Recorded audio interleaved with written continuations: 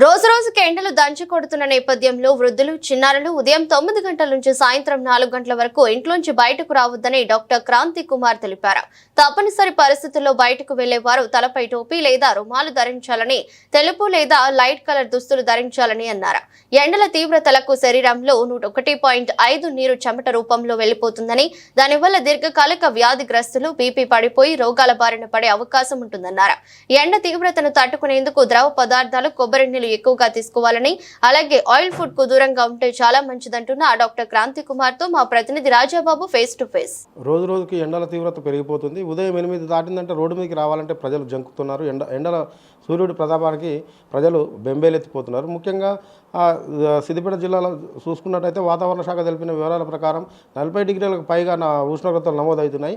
ఈ నేపథ్యంలో చిన్నపిల్లలు కావచ్చు, వృద్ధులు కావచ్చు, దీర్ఘకాలిక వ్యాధులతో బాధపడుతున్నటువంటి పేషెంట్లు ఎవరైతే ఉన్నారో వారిని ఎలాంటి సలహాలు తీసుకోవాలి, వాళ్ళు ఎలాంటి జాగ్రత్తలు తీసుకోవాలనే అంశాన్ని అడిగి తెలుసుకునేందుకు డాక్టర్ క్రాంతి కుమార్ మనతో ఉన్నారు. వారిని అడిగి తెలుసుకునే ప్రయత్నం చేద్దాం. సార్ చెప్పండి, ఎండల తీవ్రతను తట్టుకోవడానికి అంటే వాళ్ళకి ఎలాంటి సూచనలు చెప్తారు?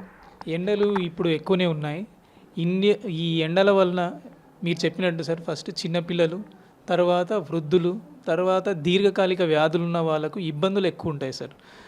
ఈ చిన్నపిల్లలకు సర్ఫేస్ ఏరియా అంటాము, అది ఎక్కువ ఉంటుంది. వాళ్ళు డీహైడ్రేషన్ తొందరగా గురి అవుతారు. మళ్ళీ వాళ్ళ ఆటలాడే విధానం అంతా కూడా ఎండల్లో ఉంటుంది. అట్లాంటి వాళ్ళు చిన్నపిల్లలకు ప్రొద్దున పూట ఇంటి దగ్గర బెటర్. ఎస్పెషల్లీ ఆ మధ్యాహ్నం 9, 12, 10 నుంచి మధ్యాహ్నం 3, 4 వరకు ఇంట్లో ఉంటే బెటర్ అండి. తర్వాత 5ంటికి ఎప్పుడైతే సన్సెట్ అయిన తర్వాత వాళ్ళకు అట్లాగే తల్లిదండ్రులు కూడా కొంచెం ఫ్లూయిడ్స్ ఎక్కువ, మజ్జిగ కానీ, కొబ్బరి నీళ్ళు కానీ, నిమ్మకాయ రసం, దాంట్లో కొంచెం చిటికెడు ఉప్పేసి, దాంతోపాటు కొంచెం చక్కెర వేసి లేదా కొంచెం తేనె వేసినా కూడా వీళ్ళకు చిన్నపిల్లలకు బాగానే ఉంటుంది సార్. పిల్లలకు అట్లీస్ట్ 2 లీటర్ల వరకు నీళ్ళు ఈ టైంలో తాగితే మంచిది.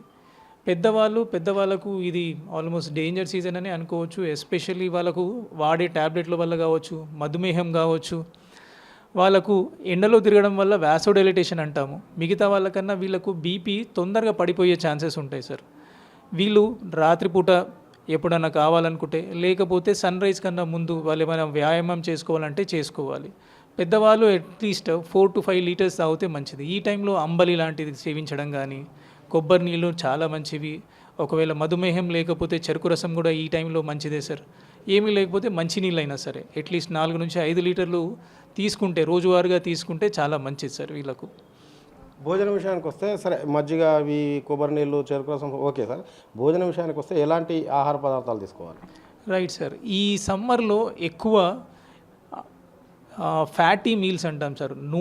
నూనె పదార్థాలు అంటే అవి ఎక్కువసేపు కడుపులో ఉంటాయి. అవి డైజెషన్ కావడానికి ఎక్కువ టైం తీసుకుంటుంది. జీవరసాయనాలు ఎక్కువ అవసరం పడుతుంది. ఇట్లాంటిది కాకుండా సెమీ సాలిడ్ కానీ, లిక్విడ్ డైట్ లాంటివి తీసుకుంటే మంచిది. ఈజీగా జీర్ణమయ్యేవి. అట్లీస్ట్ రాగి అంబలి లాంటివి కానీ, మెత్తని ఆహారం కావచ్చు, నాన్ వెజిటేరియన్ లాంటివి ఫ్రై చేసిన వస్తువులు కానీ, అవి వీలైనంత తక్కువ తీసుకుంటే మంచిది. ఎక్కడైనా సరే ద్రవ పదార్థం బయటకు వెళ్తే తప్పకుండా ఒక కొబ్బరి నీళ్ళు తాగడము, నిమ్మకాయ రసం లాంటిది ద్రవ పదార్థాలు ఎక్కువ తీసుకోవడం ఈ టైంలో అన్నిటికన్నా ఉత్తమం సార్. ఇప్పుడు ప్రధానంగా ఎండల తీవ్రతను తట్టుకోవాలంటే తప్పనిసరి పరిస్థితుల్లో కొంతమంది ఇప్పుడు వ్యాపారస్తులు కావచ్చు, లేదంటే క్రయ విక్రయాలకు అంటే మార్కెట్కి వెళ్ళేవారు ఎలాంటి దుస్తులు ధరిస్తే బాగుంటుంది? Right sir. వీళ్ళకు ఇప్పుడు మనము జనరల్గా ఈ ఎండాకాలంలో ఏంటంటే ఇన్సెన్సిబుల్ వాటర్ లాస్ అంటారు సార్. నార్మల్గా అందరికీ 400 to 500 ml వాటర్ లాస్ ఉంటుంది చర్మం ద్వారా మనకు తెలియకుండానే. అదే ఒకవేళ సమ్మర్ వచ్చే వరకంటే 1.5 లీటర్స్ దాకా పోతుంది. అంటే ఇవన్నీ రిప్లెనిష్ చేయాలి. ఆల్మోస్ట్ ఈ 1.5 to 2 లీటర్స్ మనం జనరల్గా తీసుకోవాలి.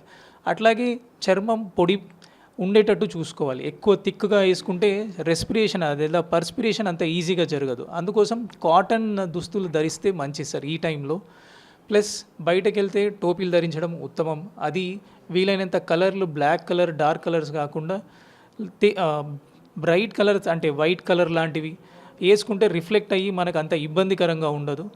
ప్లస్ బయటకు వెళ్ళి వాళ్ళు కూడా రెగ్యులర్గా ముఖం కడుక్కోవడం, తలపైన ఏదైనా గుడ్డతో తుడుచుకోవడం, ఇట్లాంటివి చేస్తూ ఉంటే శరీరం నుంచి వాటర్ లాస్ ఎక్కువ కాకుండా ఉంటుంది సార్.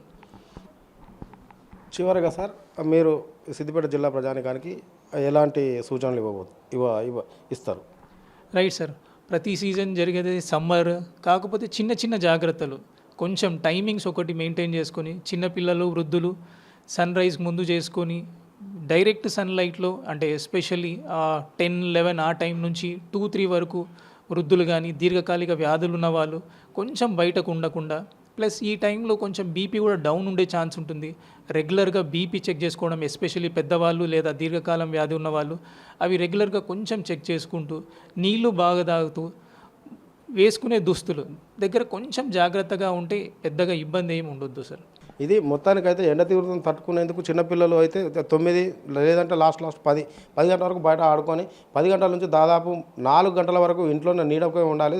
ఎండకు రావద్దు. ఎండకు వస్తే బాడీలో ఉన్న బాడీ డైహైడ్రేషన్ అయిపోతుంది. కాబట్టి ఎక్కువ కొబ్బరి నీళ్ళు కానీ, మధుమేహం లేని వారు చెరుకు పాలు కానీ ఎక్కువ నీళ్ళను 2 లీటర్స్ దాదాపు నీళ్ళను ఎక్కువగా తీసుకోవాలని చెప్తున్నారు. అదేవిధంగా వేసుకునే దుస్తులు కూడా లైట్ కలర్ ఉండాలి. బ్లాక్ ఇతర అట్లా కాకుండా బయటకు వెళ్ళేవారు తలపైన క్యాపు లేదా ఏదైనా రుమాలు మాత్రం ధరిస్తే ఎలాంటి ఇబ్బందులు ఉండవు. ముఖ్యంగా దీర్ఘకాలిక వ్యాధులతో బాధపడుతున్నటువంటి వారు, వృద్ధులు ఎంత ఎండ తీవ్రతను ఎండకు బయటకు రాకుండా ఎంత ఇంట్లోనే ఉంటే అంత మంచిదని చెప్పి క్రాంతి కుమార్ చెప్పడం జరుగుతుంది. కెమెరా పర్సన్ నరేష్తో రాజాబాబు, S6 న్యూస్, సిద్దిపేట.